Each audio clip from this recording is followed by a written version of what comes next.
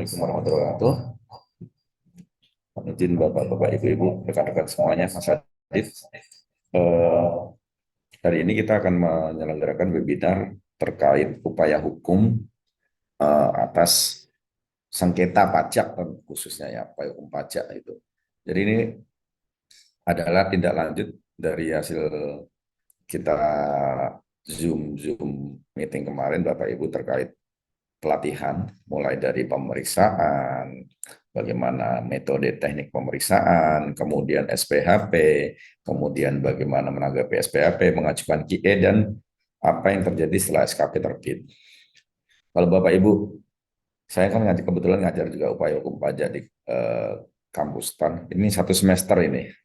Ini satu semester sendiri, ini akan dikebut Mas Adit dalam 2 jam saja. Karena kita anggap Bapak Ibu tentunya sudah memiliki pelatihan-pelatihan brevet AB tentunya, dan di brevet AB juga ada pelatihan tentang hal tersebut. Jadi tidak mungkin Bapak Ibu tidak bisa mengikuti insya Allah yang akan disampaikan Mas Hadi dalam 2 jam ke depan insya Allah.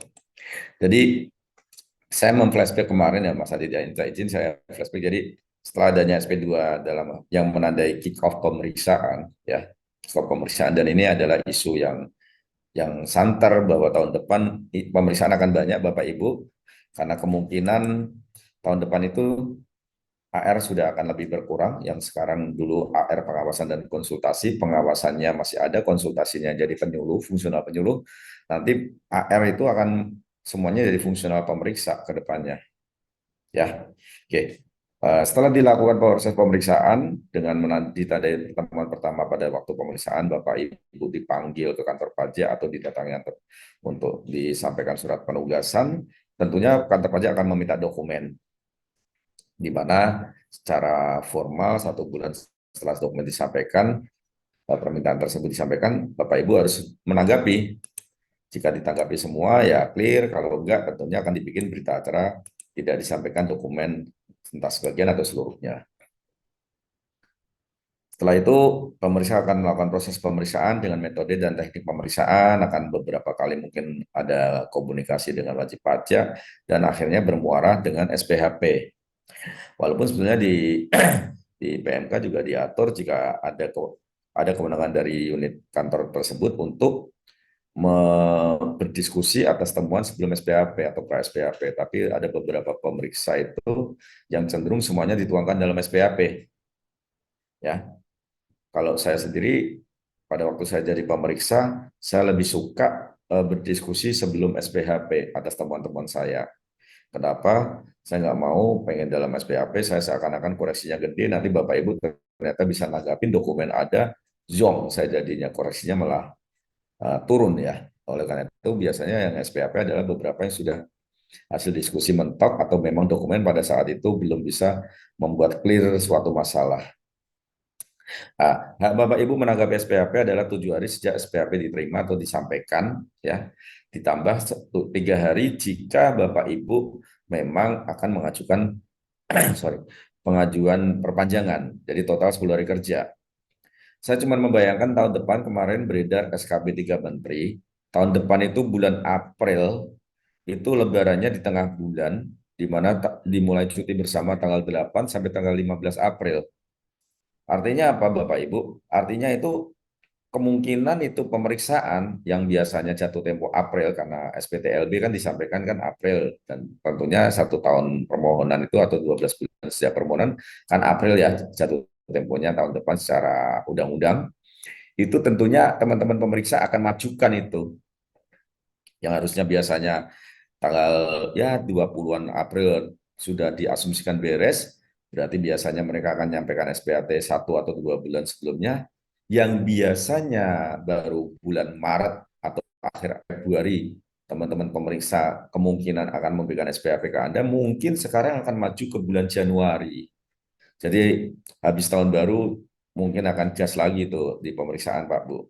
Ya, jadi saya begitu melihat SKB 3 Menteri kemarin, langsung waduh, masa iktikaf sambil bawa SPHP kan tidak mungkin dong. Iktikaf sambil membawa laptop kan tidak mungkin. Gitu. Nah, setelah SPHP ditanggapin, akan ada proses closing conference, di mana akan terjadi diskusi antara pemeriksa dan wajib pajak yang mungkin didampingin kuasa entah konsultan atau bukan konsultan, yang mana lebih banyak diskusinya adalah untuk mencari titik temu. Kalau saya sebutnya mencari titik temu ya, karena kan menurut pemeriksa ini jadi koreksi, artinya koreksi. Kenapa? Karena pemeriksa merasa belum cukup bukti atau dirasa melanggar aturan. Nah, itu Bapak Ibu bisa diskusi di ranah crossing conference. Dan masih ada satu media lagi sebetulnya, yaitu Bapak bisa mengajukan quality assurance jika ada masalah terkait aspek yuridis. Ya, hanya yuridis saja. Kalau materi hitungan nggak bisa, tapi kalau yuridis kemungkinan bisa. Misalkan pemeriksa menerapkan memakai pasal ini, PMK ini, Bapak Ibu merasa PMK itu sudah nggak berlaku, yang berlaku PMK ini atau dasar hukumnya beda, itu Bapak Ibu bisa mengajukan quality assurance. Oh ya Bapak Ibu, sebelumnya ada upaya hukum yang bisa dilakukan sebelum SPHP, yaitu Bapak Ibu bisa melakukan pembetulan yang karena sudah diperiksa namanya adalah pengungkapan, ya, pengungkapan tidak benaran yang menyatakan pajak kurang bayarannya bertambah. Cuman jarang termanfaatkan. Kenapa? Ya karena pemeriksaan sudah mau 2 tahun atau apa, jadi kalau wajib pajak mengajukan pengungkapan sama saja 24 bulan kan. Sebenarnya pengungkapan itu kalau dipakai dengan baik dari pihak otoritas mengeluarkan surat perintah pemeriksaan secepat mungkin, misalnya tidak melakukan indikasi, itu kalau masih masih belum 24 bulan kan kita hitungannya untung. Misalnya baru 20 bulan kita udah melakukan pengungkapan, minimal kita udah bayar kan kita untung save 4 bulan itu atas koreksi tersebut. Ya Bapak Ibu ya. Tapi karena pemeriksaan sudah lewat-lewat waktu 2 tahun, mau pengungkapan bagaimanapun kan bunganya tetap 24 bulan. Persentasenya tergantung bunga berjalannya di situ. Oke, kembali ke quality assurance. Quality assurance itu adalah upaya hukum yang pertama setelah SPAP jika memang ada masalah formal yang nanti larinya adalah ranahnya mungkin kalau masih merasa masalah formal Anda bisa melakukan gugatan atau segala macam yang akan dikupas Mas Adit. Nah, apapun hasil dari quality assurance itu harus ditaati kedua belah pihak, walaupun kita masih dongkol sebagai wajib pajak, tetap akan menerima apapun hasil SKP. Nah, SKP terbit, apa yang bisa kita lakukan? Itulah yang akan kita bahas kali ini. Nah, Bapak Ibu kalau melihat flashback tersebut, sebetulnya terlihat kalau Anda memang sudah tidak setuju sama KPP, kan jangka waktu pengajuan keberatan atau upaya hukum berikutnya itu adalah 3 bulan sejak ketetapan diterima kan. Nah, ini ada pasal 10 yang mohon maaf jarang termanfaatkan, jarang terlihat oleh wajib pajak. Kenapa? Karena wajib pajak itu melihat 3 bulan itu sebetulnya kayak untuk mempersiapkan dokumen, untuk mempersiapkan narasi atau apapun. Tetapi tidak melihat bahwa di pasal 10 itu sebelum mengajukan keberatan, wajib pajak dapat meminta keterangan secara tertulis. Tentang apa? Tentang hal-hal yang menjadi dasar pengenaan pajak, perhitungan logik, pemotongan atau pemungutan pajak kepada Ditjen Pajak melalui KPP tempat wajib pajak terdaftar dan atau tempat pengusaha pajak dikukuhkan. Artinya, kalau Anda masih merasa belum clear karena biasanya SPHP kan narasinya kurang banyak, ya Pak Bu ya, karena kemudian risalah juga belum dituangkan dengan banyak, Bapak Ibu bisa bertanya langsung lagi, Pak, ini kenapa saya dikoreksi? Silahkan, masih boleh Anda bertanya lagi ya, karena bisa jadi misalkan ternyata DJP salah tulis hitung, misalkan ada menanyakan loh kok hitungannya salah. Nah itu kan salah tulis hitung, Anda boleh bertanya, otomatis DJP akan melakukan pembetulan syarat jabatan atau apa. Nah, kalau ternyata itu selain itu gunanya untuk apa? Kita untuk mengerucutkan masalah Bapak Ibu. Mengerucutkan masalah, misalkan kita dikoreksi atas pajak masukan. Pajak masukan karena dianggap tidak berhubungan dengan proses produksi kita sehingga pajak keluar kan pajak masukan itu jika akan nyambung dengan PK kita tidak semuanya PM bisa dikreditkan, PM yang bisa dikreditkan jika ada hubungannya sama PK proses produksi itulah.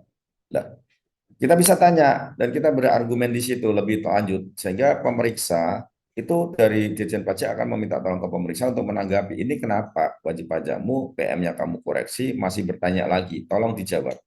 Kenapa? Karena amanah PMK tersebut pasal 10 ayat 2-nya wajib pajak Setelah meminta, Ditjen Pajak wajib memberikan keterangan, jawaban, ya.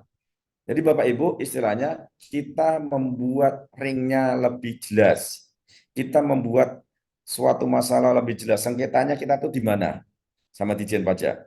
Kalau Ditjen Pajak merasa di situ menjawab, kamu kurang cukup bukti. Lah, Anda bisa nanya berdasarkan tanggapan tertulis, kita sudah menyampaikan dan bukti pendukung sebagaimana berikut, dan dalam proses closing dituangkan di risalah bahwa kami kurang cukup bukti, mohon izin disampaikan bukti apa yang dirasa mencukupi untuk menanggapi bahwa Pak PM itu bisa dikreditkan misalnya.